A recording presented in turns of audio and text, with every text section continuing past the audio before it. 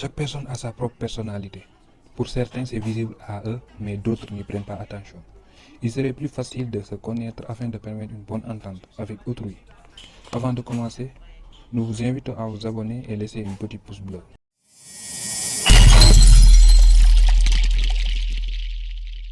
Voici un extrait d'une dirigeante en développement personnel qui va nous expliquer de façon plus claire les différents types de personnalités.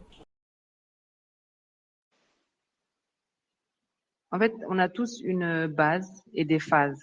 Tu as une base, tu peux avoir une base empathique, une base travaillomane, une base rebelle, une base rêveur, et le reste est en phase. Quand tu as une base empathique, tu as une phase travaillomane, une phase persévérant, une phase promoteur, rêveur et rebelle, mais ces phases-là, elles n'atteignent pas son 100%. Tu es empathique, par exemple, à 50%, il faut que tu sois travaillomane. Ton travaillomane, il faut le pousser. S'il est à 20%, il faut essayer de le pousser jusqu'à 40% ou 50%. Pareil, le persévérant, sachant que chacun, l'objectif optimal, c'est d'avoir 100% sur toutes les personnalités, en sachant que ta base, ça reste une base empathique. Donc, on peut le travailler dès enfant, en grandissant. Ça se travaille tout le temps, tout le temps, tout le temps. Et bien évidemment, les parents ont un impact sur ça. Il y a des enfants, tu les vois, ils ont une forte personnalité déjà à la base. Les parents peuvent venir le casser. Ils vont venir le casser et lui, ça va le faire changer. Donc, il va développer une autre base, en fait. Il va développer peut-être même une phase en pensant que c'est sa base. Bon, je sais pas si c'est clair, mais admettons que lui, c'est un empathique de base. Il est né, bon, il y a des enfants, par exemple, ils naissent, ils entendent un autre bébé pleurer, ils vont pleurer. Bien, ils voient une tête triste, ils vont avoir, ça va se répercuter, en fait, sur eux. Ça, c'est très empathique. L'empathique, vraiment, c'est, l'empathique, vraiment, dafa am yermande, machallah. Donc, si cet enfant-là, par la suite, tu vois qu'il a plus ces traits-là, qu'il est plus affecté par le comportement d'un autre alors que c'était ça, c'est pas réellement la base, en fait, qui va partir. Mais la base, elle va s'effacer. Elle va s'effacer. Mais en grandissant, peut-être que la base va être développée à nouveau. La base, c'est que, voilà, il a changé, soit il a poussé une phase à fond, soit sa base a changé. Donc, l'empathique, par exemple, si on prend l'empathique, ses points forts, c'est que c'est quelqu'un de sensible. Il est extrêmement sensible, il est extrêmement chaleureux, il compatit. Voilà, il est très altruiste, il aime donner aux autres, tout ça, il s'occuperait pas forcément de lui, mais vraiment, il est très, très altruiste. Donc, il va se soucier, en fait, beaucoup du confort de l'autre. Il est sensible à toutes les causes humaines, des choses comme ça, même les causes animales, c'est tout à fait son style. Euh, Quand il va parler, il va souvent parler, voilà, moi j'aime bien ça, ou moi j'aime bien, ou bien quand tu m'as fait ça, tu m'as fait mal, des choses comme ça. Il va traduire directement, il va traduire en fait ses sentiments. Son langage, c'est un langage émotionnel. C'est un langage émotionnel, c'est un profil qui va se soucier beaucoup en fait de l'autre, ce que l'autre pense de lui. Euh, voilà, c'est un profil parfois où les paroles dures vont être difficiles à entendre parce que lui, il est dans l'émotion. Donc, quand tu vas lui dire quelque chose de dur, c'est quoi ce travail? Tout de suite, il va se dire, mais en fait, il remet en cause, est-ce qu'il remet pas en cause ma personne? Donc, l'empathique est un peu comme ça. Donc, l'avantage de l'empathique, c'est il est, il est facile à repérer pour les personnalités. Cette personnalité-là, il est vraiment, vraiment facile à repérer. Donc pour ce qui est en fait de chaque personnalité, donc chaque personnalité a ses points forts et a ses faiblesses. Donc pour celui dont on a le plus parlé, c'est l'empathique. Donc l'empathique, c'est quelqu'un de sensible. Et il est très compatissant. Il s'occupe beaucoup des autres. Il est très altruiste. C'est ça ses points forts.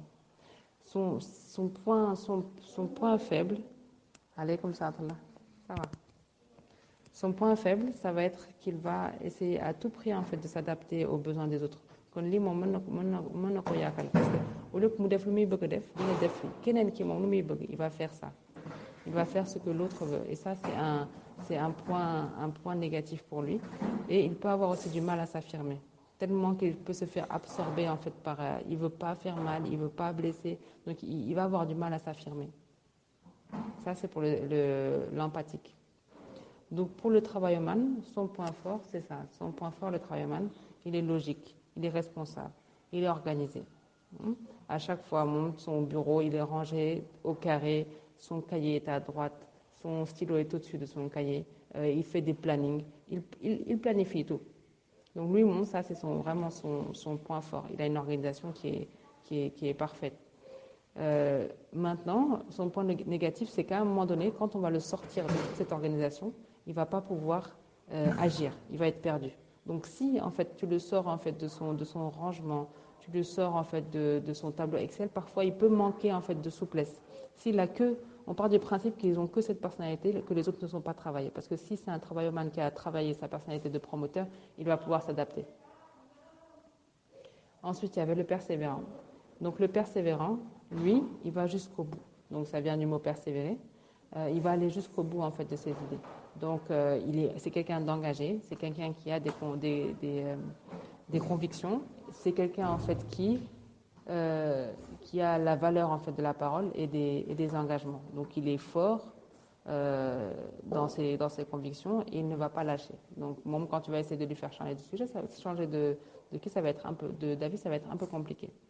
Maintenant, c'est ça en fait son point négatif, c'est que quand il va être si on prend les personnalités froides, s'il est seulement persévérant, quand tu n'as pas le moins de point de vue que lui, il a tellement abouti en fait son travail sur son point de vue qu'il peut en fait vraiment être virulent. Surtout s'il commence à être stressé, des choses comme ça, il peut être un peu virulent. Ensuite, il y avait le promoteur. Donc le promoteur, c'est le chef d'entreprise ou le grand commercial.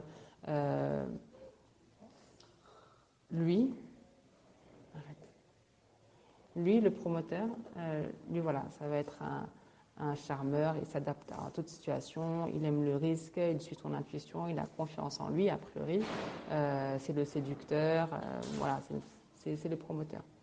Le côté négatif du promoteur, c'est qu'il peut être manipulateur. Donc il peut être manipulateur. Il va commencer à manipuler d'autres personnes, changer la situation. Pour ne pas montrer qu'il a tort, il va choisir ses mots et puis toi tu vas te rendre compte que finalement c'est toi qui as tort alors que c'est lui qui avait tort. Mais voilà, il est manipulateur. Donc le promoteur, attention. Donc le rêveur, lui, c'est le calme. C'est quelqu'un qui réfléchit. Il peut être seul. Il est calme. Il est pas dans ce monde. Tu peux l'agresser, lui c'est pas grave, ça va rien lui faire. Tu peux l'agresser verbalement, ça le touche pas. Après, le rêveur, lui, il peut en fait se sentir débordé par des tâches courantes. Et s'il se sent débordé, il va avoir du mal à affronter les tâches en temps voulu. Donc il va reporter parce qu'il n'avait pas prévu ça, parce qu'il est resté trop longtemps à rêver. Donc du coup, voilà. Non, parfois, s'il est trop stimulé, s'il est trop sous stress, il va se renfermer sur lui-même pour rester en fait dans son rêve. Ensuite, le rebelle, c'est une personnalité que souvent les artistes ont. Donc, ils sont les artistes très, voilà, ils vont être, peut-être pas tous les artistes, parce que là, je pense à des personnes qui sont très dépressives et qui sont pourtant artistes, mais voilà, il est créatif, il aime jouer, il est enthousiaste, il est positif, il aime plaisanter, lui, voilà, il prend pas forcément tout au sérieux. Maintenant, le rebelle, lorsqu'il est sous stress, il va s'opposer. Systématiquement. Si en fait tu n'es pas dans le jeu ou des choses comme ça, c'est un terrain en fait qu'il va pas pouvoir trop cerner. Donc systématiquement il va commencer à te dire non. Systématiquement tu vas lui dire quelque chose, il va te dire non. Il va dire voilà c'est pas de ma faute, jamais il est responsable tout ça. Donc c'est le rebelle sous stress. Maintenant il n'y a aucune de ces personnalités en fait qui est meilleure ou moins bonne. Chacune, elle a ses points forts et elle a ses points faibles. Maintenant, nous, l'idée, c'est de pousser au maximum toutes ces personnalités. Comme ça, si tu es dans une condition de stress avec ta base d'empathique, tu vas aller chercher une de ces phases. Quand tu vas aller chercher une de tes phases, par exemple promoteur, une phase persévérante, tu vas réussir à t'en sortir sans trop de larmes, on va dire.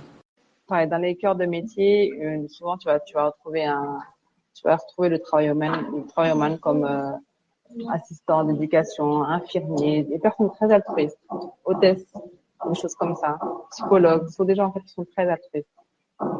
Le montar en fait process comme daño aussi développement personnel parce qu'à tout temps de ta vie, tu peux travailler en fait à ces différents points pour être moins empathique ou bien ne pas laisser ressortir ta situation, ta personnalité d'empathique à un moment donné où tu dois montrer ta capacité de travail humain.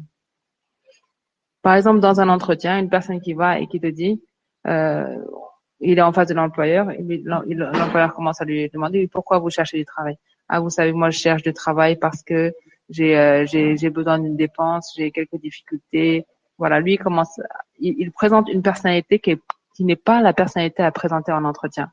Par contre, s'il était parti, il dit voilà, moi je cherche du travail pour augmenter mes compétences. Il présente une personnalité en fait de travailloman.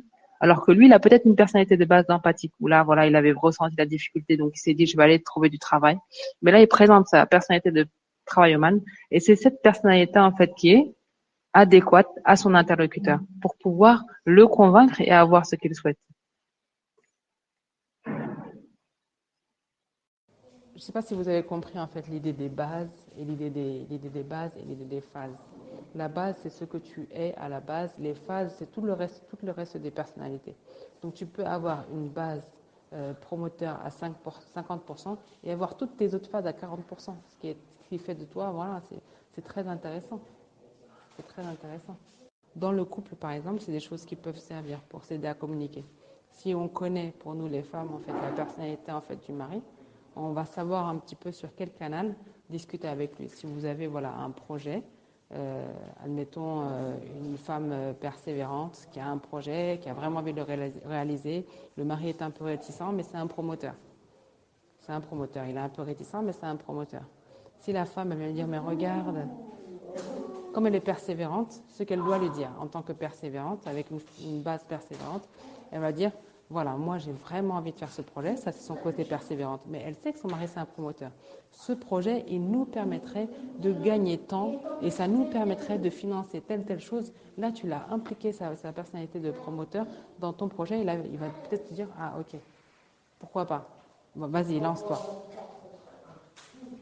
Mais admettons que tu avais une personnalité empathique plus développée et que le promoteur, tu es toujours avec ton mari promoteur, toi tu as une personnalité empathique très développée, c'est ta base à 100%. Tu veux faire un projet, ah, j'aimerais bien faire ce projet-là parce que je pense que ça pourrait aider les gens et que tu as un mari qui est promoteur, il va te dire mais attends, aider les gens c'est bien, mais et toi-même d'abord. Mais oui, mais vraiment je pense que si tu utilises, il faut que tu utilises son canal pour lui faire passer en fait l'information. Toi tu es une empathique, ton canal tu le fais, ton projet tu le fais parce que tu penses que ça peut être utile aux autres. Lui, c'est un promoteur. Tu lui dis, voilà, ça peut être utile aux autres, mais ça peut être utile à toi. Bien, si tu regardes en fait ce que ça va changer en fait pour ta société, ou ce que, voilà, là, le promoteur, tu l'impliques, tu passes sur son canal, tu sors de ton canal pour passer sur son canal, il te comprend, il accepte.